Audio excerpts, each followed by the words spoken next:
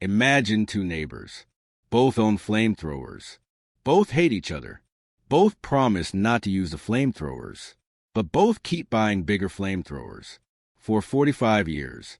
That was the Cold War. World War II ends. Europe is destroyed. Millions dead. Entire cities flattened. Now here's the important part. Most of Europe is weak. But two countries are not. The United States and the Soviet Union. They were allies during the war, but only because they both wanted Germany gone. Now that Germany is gone, they're staring at each other like, okay, so what now? So if you enjoy deep dives into the moments that shape modern history, make sure you're subscribed, because this story only gets more intense. The Cold War wasn't just about territory. It was about ideas. America believed in democracy, people vote. Capitalism, private businesses. Individual freedoms. The Soviet Union believed in communism, state controls economy, one-party rule, strict government authority. Now here's where it gets simple. America believed competition makes countries stronger. The Soviet Union believed competition creates inequality. America said, let people build businesses. The Soviet Union said, we'll run the businesses. America said, people choose leaders. The Soviet Union said, yes, they choose the correct one. They weren't just political rivals. They believed the other system was fundamentally dangerous. And when you think the other side is dangerous, you don't relax. Now let's talk about the scariest part, nuclear weapons. In 1945, America had the atomic bomb, and no one else did. That's like being the only person in a room holding a giant red button labeled Delete City. The Soviet Union didn't like that imbalance. So in 1949, they tested their own atomic bomb. Now both sides had won. This led to a terrifying idea called mutually assured destruction. Let's simplify it. Imagine this. You and your rival both have the ability to destroy each other's house instantly. If you attack, they attack back. So no one attacks. Peace through fear. It worked. But it's the kind of system where one mistake ends everything. Not relaxing. After World War II, the Soviet Union set up communist governments across Eastern Europe. They said it was for security. America saw it differently.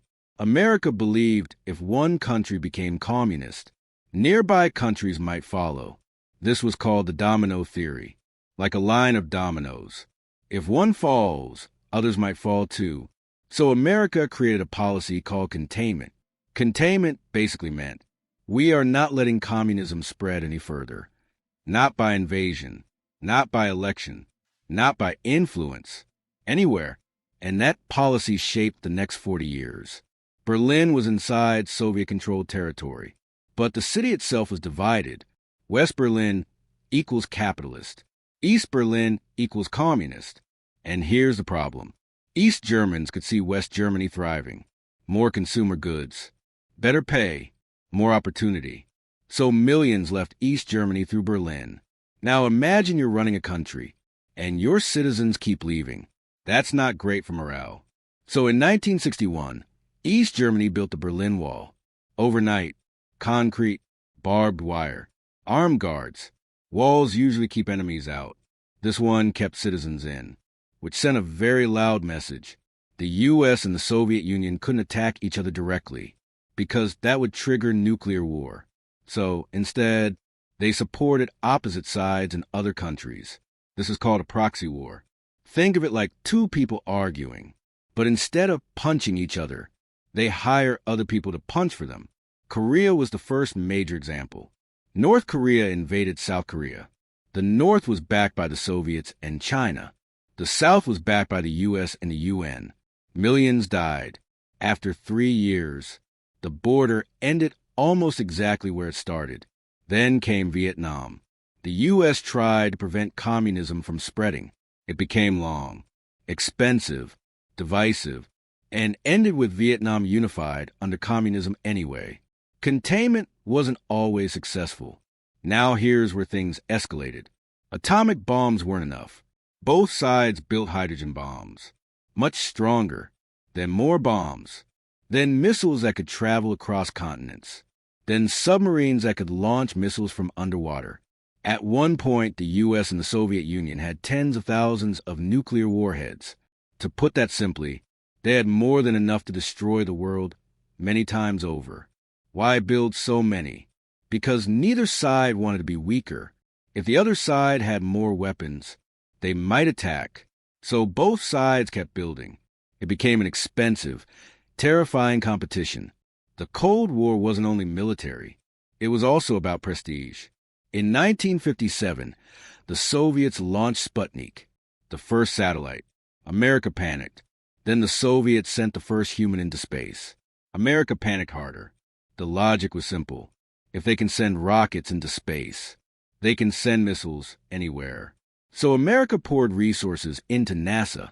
And in 1969, the U.S. landed on the moon. It wasn't just about space exploration. It was about proving our system works better.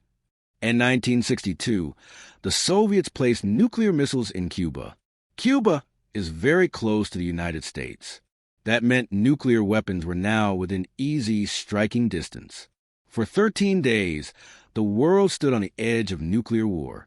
The U.S. blocked Soviet ships from reaching Cuba. The Soviets refused to back down. Military forces were ready. Nuclear weapons were prepared. One wrong move could have triggered everything. Eventually, a deal was made. The Soviets removed missiles from Cuba. The U.S. secretly removed missiles from Turkey. Crisis avoided. Barely. By the 1980s, the Soviet Union faced serious problems. Their economy was centrally planned, which meant the government controlled production. That works until it doesn't. Innovation slowed. Consumer goods were limited. Military spending was massive. Then came the war in Afghanistan. Long, costly, unpopular. Meanwhile, the West had stronger economies and higher living standards. The gap became harder to ignore. In 1985, Mikhail Gorbachev became leader of the Soviet Union. He introduced reforms. More openness, glasnost. Economic restructuring, perestroika. But loosening control created pressure. Eastern European countries began demanding change. In 1989, the Berlin Wall fell. 2 years later, in 1991, the Soviet Union dissolved. The Cold War ended. No direct war between the two superpowers, but decades of tension, proxy conflicts, arms races, and near misses. The Cold War wasn't just politics. It wasn't just ideology. It wasn't just military buildup.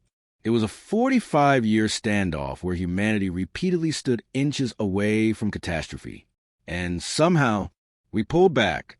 If you found this breakdown helpful, and you want more deep dives into moments that nearly changed history, make sure to subscribe.